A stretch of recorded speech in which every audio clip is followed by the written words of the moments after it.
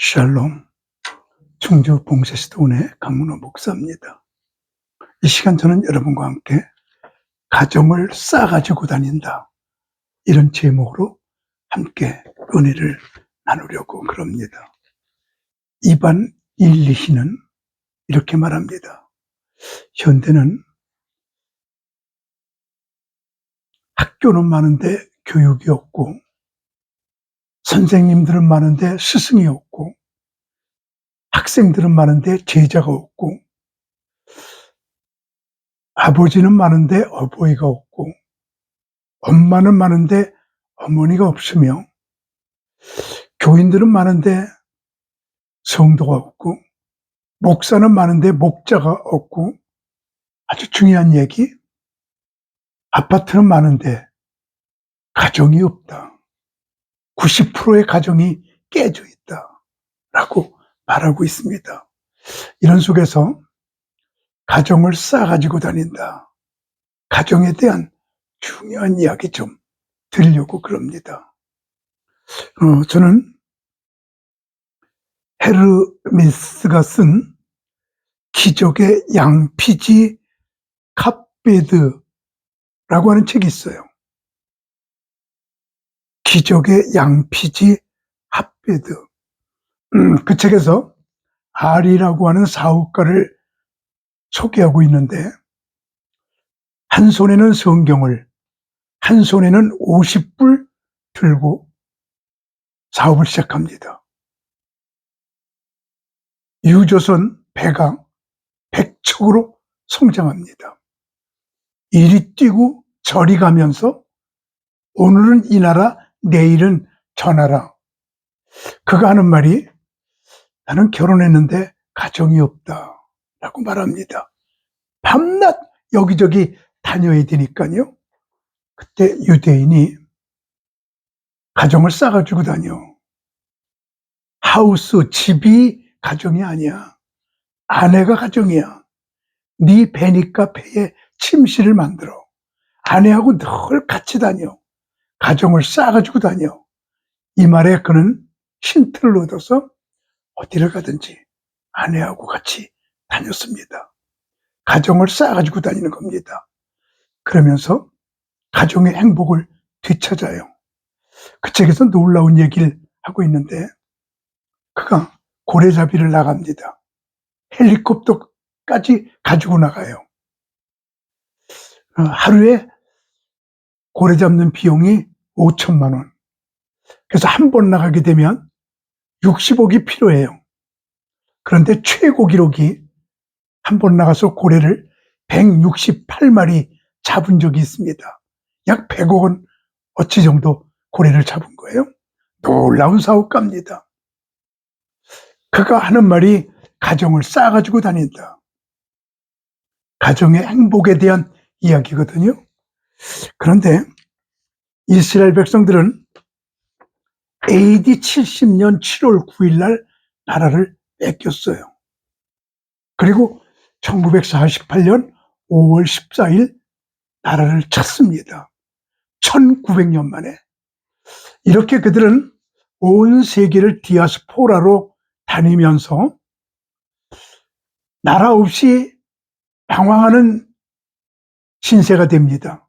그런데 이스라엘 백성들이 어디를 가든지 싸가지고 다니는 것이 5개가 있었는데, 첫째, 유대인들은 흙을 싸갖고 다녔습니다.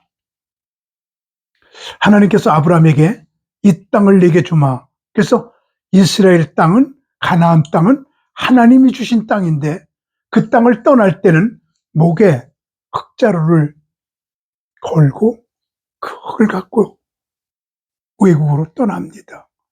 방랑생활하면서 대롱대롱 벽에다가 그 흙을 걸어놓고, 하나님이 주신 땅으로 돌아가게 해주세요. 그리고 그 흙을 보면서 기도했던 게 유대인들이에요. 그러다가 그 땅에 못 돌아가고 죽게 되면 이렇게 유언합니다. 내가 죽게 되면 내 시신 위에 이 흙을 뿌려다오. 그래서 하나님이 주신 땅의 흙을 시신의 덮음으로 장례를 시작해요. 언제나 흙을 싸가지고 다녔습니다. 그리고 유대인들은 두 번째로 토라를 싸가지고 다녔습니다. 하나님의 말씀이죠. 이 하나님의 말씀이 우리를 지켜주고 있고 하나님의 말씀이 우리를 살아남게 하는 지혜를 준다는 확신을 가지고 그들은 토라, 성경 말씀, 모세오경, 하나님의 말씀을 이리저리 늘 가지고 다녔습니다. 그래서 토라 선생님과 아버지가 물에 빠지면 토라 선생님부터 건져라. 잉크를 엎질러서 옷에 토라에 묻었으면 토라에 묻은 잉크부터 닦아라.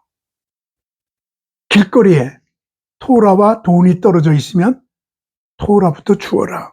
그들은 토라 우선주의로 살았습니다.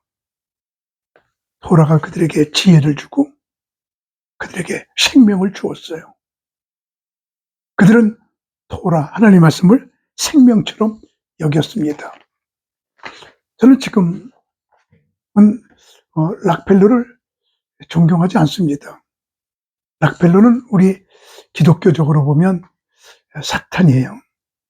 기독교 파괴분자예요. 그렇지만 그는 유대인들 교육을 받은 사람이죠. 토라를 통해서 예를 들면 동네에서 아이들이 막 뛰어놀 때 구멍가게 주인이 아이들이 너무 귀여우니까 일리 들어가라. 사탕 한 주먹씩 집어가. 그랬더니 뭐 고마워요 고마워요. 사탕을 한 주먹씩 집어가요. 근데 락펠러는 난 아저씨가 주는 대로 먹을게요. 그리고 안 집어가요.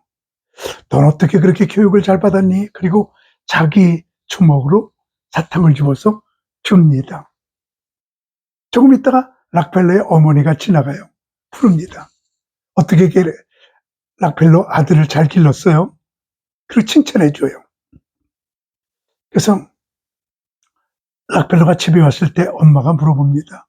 너 왜 사탕을 집어가라고 그럴 때 다른 애들은 다 한 주먹씩 집어가는데 너는 왜 아저씨가 주는 대로 먹었니? 그랬더니 엄마, 내 주먹보다 아저씨 주먹이 더 커. 그때부터 그런 지혜가 그의 속에 있었던 것이거든요. 유대인들의 지혜는 토라에서부터 나오게 되었습니다. 이 락펠러가 유전을 통해서 돈을 많이 벌었는데 유전을 인수인계 받아요.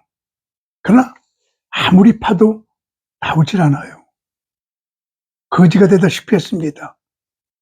그때 어느 날 하나님께 기도하는데 주님께서 베드로에게 했던 말, 깊은 곳에 그물을 던져 고기를 잡으라. 그런 말씀이 떠올라서 그 폐광되어 거나 마찬가지인 유전 폐광의 깊은 데를 봤을 때 퍽 하고 검은 유전 석유가 터졌어요.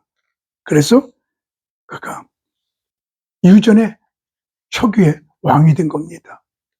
이게 모두 성경이 주는 지혜거든요.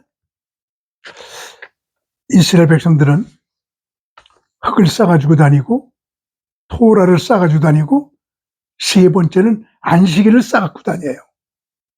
어디 가든지 안식일을 지킵니다.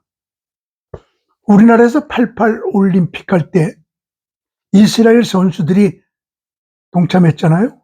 그들은 안식일에 경기가 있으면 메달 못 따더라도 경기 안 하더라고요. 철저하게 안식일을 지킵니다. 그래서 이스라엘 백성들이 안식일을 지킨 것이 아니라 안식일이 이스라엘 백성들을 지켜줬다는 얘기가 나오게 된 거죠. 네 번째로 이스라엘 백성들은 메시아를 싸가지고 다녀요.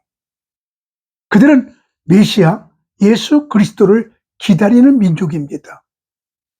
다시 말하면 하나님께서 이스라엘을 만든 목적은 메시아를 보내기 위해서, 예수님을 보내기 위해서 이스라엘을 만들었습니다.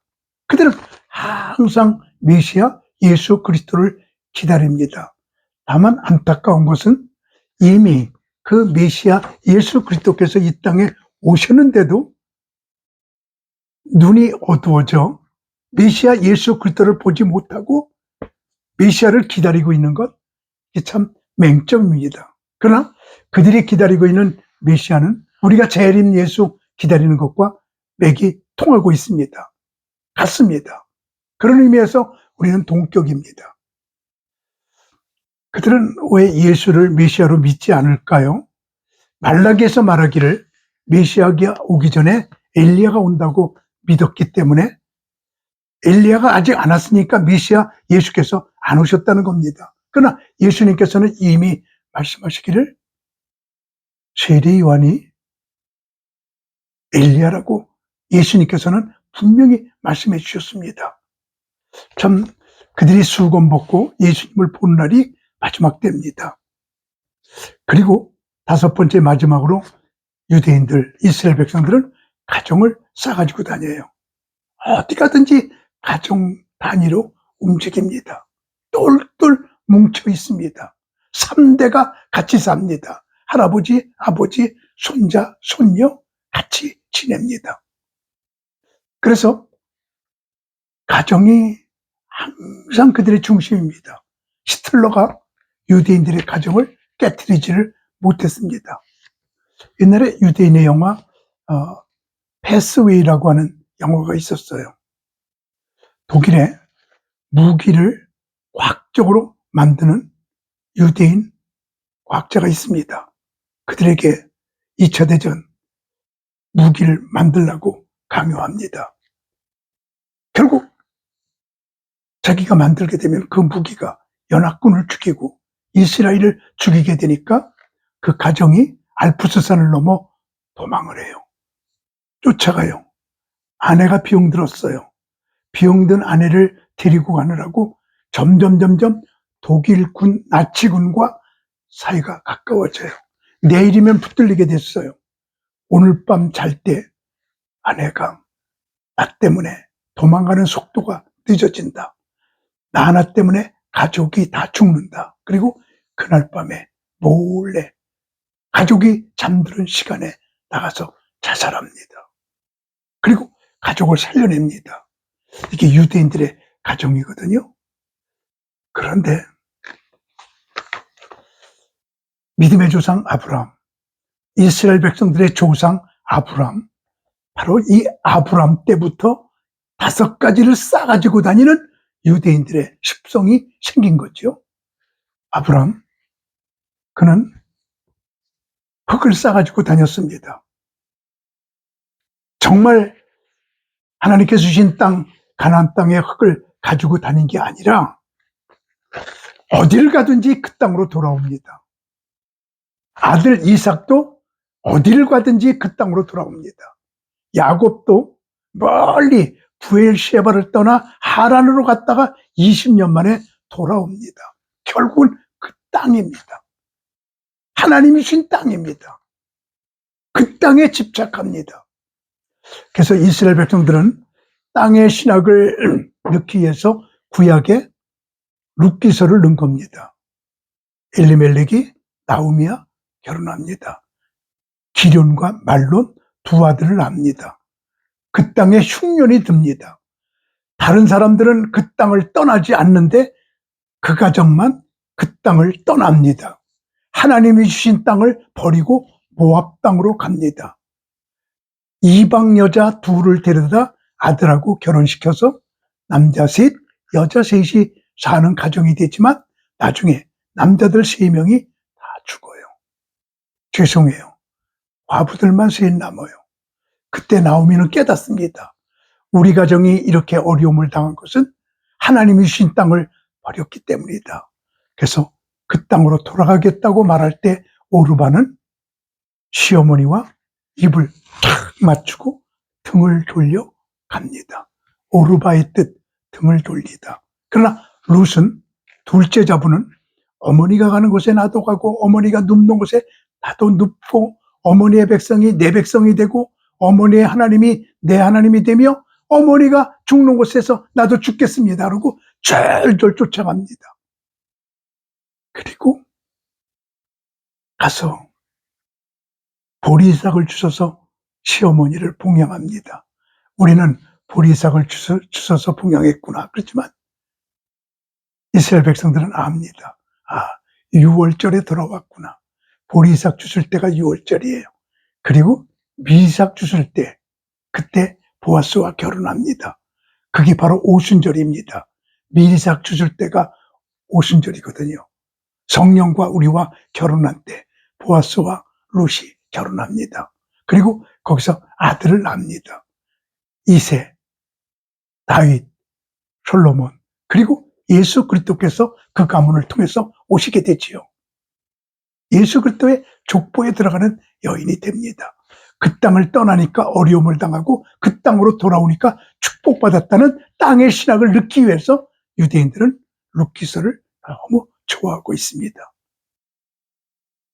언제나 유대인들은 그 땅으로 알리야 돌아옵니다. 땅의 신학, 흙의 신학입니다.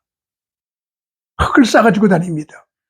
두 번째는 아브라함은 토라를 싸갖고 다녔죠. 어디를 가든지 하나님의 말씀을 따라갔고, 그렇게 성경은 말해주고 있습니다.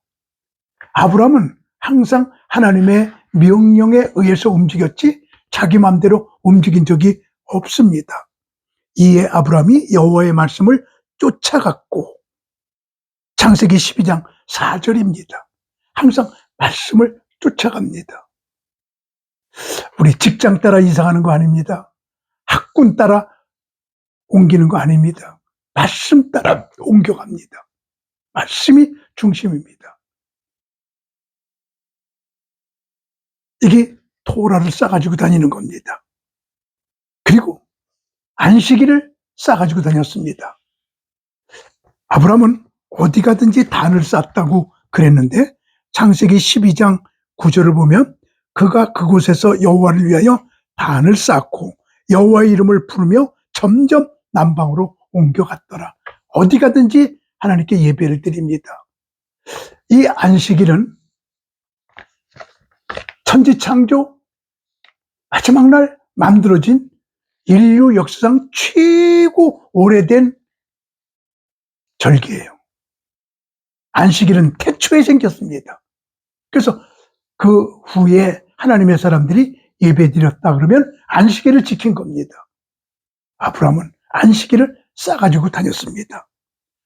그리고 아브라함은 메시아를 싸가지고 다닌 거지요.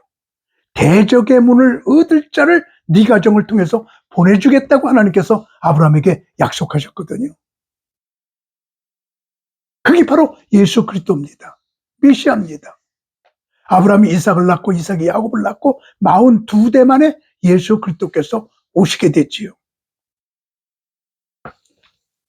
아브라함의 가문은 예수님의 가문입니다. 최고의 가문입니다. 항상 메시아를 기다리는 가문입니다. 아브라함부터 시작이 되었습니다. 그리고 가정을 싸가지고 다닙니다. 어디를 가든지 아내와 함께 합니다. 어디를 가든지 아내와 함께 있는 곳이 장막입니다. 집은 없어도 가정은 있습니다.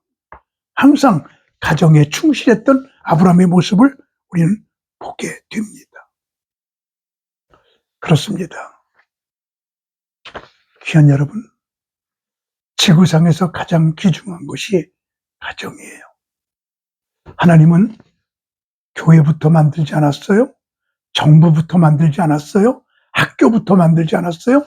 하나님께서는 가정부터 만드셨습니다. 사탄은 제일 먼저 가정을 파괴시켰습니다. 하나님은 가정을 제일 중요시 여겼고 사탄은 가정을 제일 먼저 파괴시켜 가정이 중요합니다. 시중에 나가면 사랑하는 부부가 오래 산다, 그런 책이 있거든요. 사랑하는 부부가 오래 살아요. 그 책의 핵심이 부부싸움 할 때 이기는 편이 먼저 죽는다, 이렇게 나옵니다. 싸움할 때 이기려고 혈기를 내고 핏대를 올리고 신경질을 부리고 피가 나빠져 갖고 일찍 죽는데요. 통계적으로 부부싸움 할 때 이기는 편이 먼저 죽는데요. 저는 이 책을 읽고 저희 아내한테 안 가르쳐 줬어요. 그리고 우리도 부부싸움 하거든요.